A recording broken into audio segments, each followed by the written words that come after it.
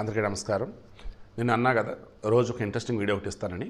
ఈరోజు తెలుగు ప్రజలు అరుణాచలంకి ఈ మధ్యకాలంలో చాలామంది వెళ్తున్నారు. తమిళ వాళ్ళు ఏకంగా తిరువన్నామలై అనేటువంటి ఈ ప్రాంతాన్ని మీరు అరుణాచలం అని చెప్పేసి బస్సుల మీద రాస్తారండి అని చెప్పేసి ఆ పేర్లు కూడా తీపిచ్చేశారు. ఆయన మనం వెళ్తూనే ఉన్నారు.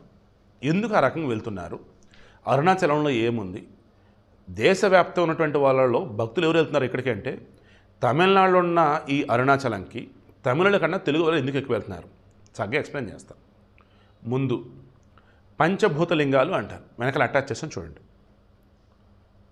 నింగి చిదంబరం నటరాజస్వామి, నేల అంటే పృథ్వీ ఏకాంబరేశ్వర ఆలయం వచ్చేసి కంచి, నెక్స్ట్ వాయులింగం శ్రీకాళహస్తి, నెక్స్ట్ ఈ తిరువన్నామలై అరుణాచలం అగ్ని, నెక్స్ట్ నీరు జంబికేశ్వర ఆలయం, ఇది వచ్చేసి తిరువానక్కావాలని చెప్పేసి అది కూడా తమిళనాడు.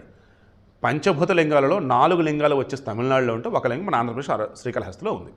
సో ఇందులో అగ్ని అన్నది ఏదైతే ఉందో సకల సృష్టికి మూలం అగ్ని అంటూ ఉంటారు.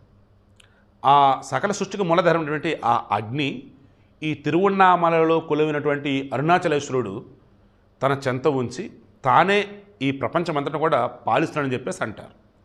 ఓ రకంగా భూమికి అది మధ్య భాగం అని కూడా అంటారు. Just like origin, just like locus అని కూడా అంటారు. సో ఆ రకంగా ఈ అరుణాచలం తిరువన్నామలై అందరికీ సుపరిచితం. భక్తి పరంగా అన్నప్పుడు అది వచ్చేసి ఒక అద్భుతం, ఒక అపూర్వం. శ్రీకృష్ణదేవరాయల కాలంలో ఈ తిరువన్నామలై ఆలయానికి సంబంధించేసి గోపురాలు రిమైనింగ్ అన్ని చేస్తున్న మూమెంట్లో ఇంకా వాళ్ళ పాలన అంతమైపోయింది. తంజావూరు అప్పుడు మన తెలుగు వాళ్ళు పరిపాలిస్తూ ఉండేవారు. ఇప్పటికీ తమిళనాడులో చాలామంది తెలుగు వాళ్ళే ఉంటారు. బట్ తమిళం వాళ్ళు చాలా తెలివిగా తమిళమే అంతా నేర్చుకోని చెప్పేసి ఇది చేసి చాలామంది తెలుగులు మర్చిపోతున్నారు ఇంకా. బట్ వాళ్ళ పూర్వీకులు అంతా మన తెలుగు వాళ్ళే ఉంటారు ఎక్కువగా. పాయింట్కి వద్దాం. తంజావూరుని సేవప్ప నాయకుడు అని చెప్పేసి ఆయన పరిపాలిస్తూ ఉంటాడు. ఆయన రిమైండింగ్ ఆలయ సంవత్సరం అన్నీ కూడా ఆయన కంప్లీట్ చేస్తున్నాడు. ఇక 1879లో తిరుచుకల్ ఆ ప్రాంతంలో ఒక అతను జన్మించున్నాడు. ఆ కుర్రాడు 1896 ప్రాంతానికి మన అరుణాచలం వచ్చి ఉన్నాడు. అక్కడ ఆ పిల్లోడు మౌనంలో ఉంటుండడు, దీక్ష చేస్తుండడు, ధ్యానం చేస్తూ ఉండేవాడు. నెమ్మదిగా ఆ పిల్లోడి పేరు రమణబాబు, రమణగా మారిపోయింది. రమణ మహర్షి, భగవాన్ రమణ మహర్షి ఇలా.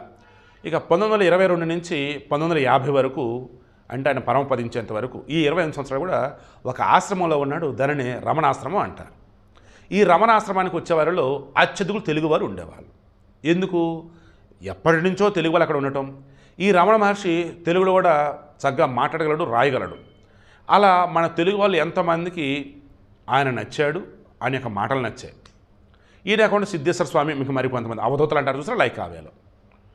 ఓ పక్క అరుణాచలేశ్వరుడు, కిందకి రాగానే వీళ్ళ యొక్క బోధనలు ఇవన్నీ ఉండటం, ప్రకృతి రమణీయత, గిరి ప్రదక్షిణ అన్నప్పుడు ఒక తెలిసినటువంటి ఓషధుల యొక్క పరిమళం, ఇవన్నీ కలగలిపి గిరి ప్రదక్షిణ అన్నప్పుడు ఆ కొండ చుట్టూ తిరగటం, కార్తీక పౌర్ణప్పుడు ఆ గిరి ప్రదక్షిణ చేస్తుంటే సాక్షాత్ భూమి చుట్టూ తిరుగుతున్న అనుభూతి రావటం, అలా భక్తిపరంగా ఇక్కడ వచ్చేసి ముక్తిపరంగా అన్నప్పుడు ఈయన బోధనలు ఇవన్నీ కలగలిపి ఇక మన వాళ్ళంతా కూడా అక్కడికి వెళ్తున్నారు. ఈ మూమెంట్లోనే స్వతంత్రానికి పూర్వమే కాబట్టి మన తెలుగులో అక్కడ చాలామంది ఉన్నారు కాబట్టి ఈ రమణ మహర్షి వల్ల అప్పటికే చాలామంది రిటైర్ అయిన వాళ్ళు ఆశ్రమంలో ఉంటున్నారు, బయట ఇల్లు కట్టుకుని ఉంటున్నారు, స్థలాలు కొనుక్కున్నారు, చిన్న వ్యాపారాలు చేసుకుంటూ ఉండిపోయినారు.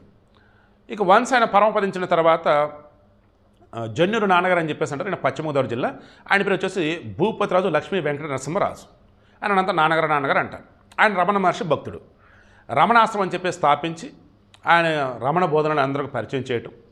ఈలోపు గుడిపడ్డ వెంకటాచలం చలంగారు ఉన్నారు కదా, అభ్యుదయంలో ఆరితేరిన వాడు, స్త్రీ పక్షపాతి. సో ఆయన కూడా రమణ మహర్షి భక్తుడు. ఆయన సైతం రమణ మహర్షి గురించి అందరికి చెప్పటం, ఆయన రచనల్లో ఉండటం. ఇక ఈలోపు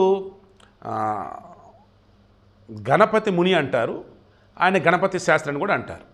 ఆయన రమణ గీత అని చెప్పేసి ఈ రమణ మహర్షి గురించి, ఆయన గొప్పతనం గురించి ఆయన బోధన మొత్తం రాసుకుంటూ వచ్చున్నారు. ఈయన ఆధ్యాత్మిక మంచి ప్రవచనకర్త ఈయన వల్ల. ఇక ఆ తర్వాత సోషల్ మీడియా వచ్చిన తర్వాత మన చాగంటి కోటేశ్వరరావు గారు సోషల్ మీడియా వచ్చడానికి ముందు టీవీలో ఆధ్యాత్మిక ప్రవచనాలు, ఇలా రమణ మహర్షి గొప్పతనం మన తెలుగు వాళ్ళకి బాగా పరిచయం చేయటం, ఆయన రమణ మహర్షి భక్తులు ఉన్నటువంటి వాళ్ళే మన దగ్గర అవధూతలుగా ప్రచారం పొందటం. ఈలోపు ఆయన బోధనలు ఇవన్నీ కూడా ప్రశాంతంగా ఉండటం. అసలు లౌకిక ఆనందం అంటే ఏంటి, నిజమైన భక్తి అంటే ఏంటి అని తెలియచేయడం, ఇవన్నీ కలగలిపి మన వాళ్ళకి చాలా బాగా ఆయన నచ్చాడు. ఆయన బోధనలు నచ్చాయి. ఆశ్రమానికి వెళ్తే ప్రశాంతత. రమణ మహర్షి ఆశ్రమంలో ఇప్పటికీ చక్కగా తెలుగు మాట్లాడుతూనే ఉంటారు. ఈ రమణ మహర్షి ఆశ్రమం చుట్టుపక్కల కూడా చాలా చోట్ల తెలుగు కనిపిస్తుండేది. ఈ తిరువణామల చాలా చోట్ల తెలుగు కనిపిస్తూనే ఉండేది. మీరు బాగా గమనిస్తే భారతదేశ వ్యాప్తంగా మీరు ఎక్కడికైనా వెళ్ళండి, మ్యాక్సిమం హిందీ ఇంగ్లీష్ తర్వాత ఎక్కువగా కనపడేది ఏమైనా ఉందంటే అది తెలుగే.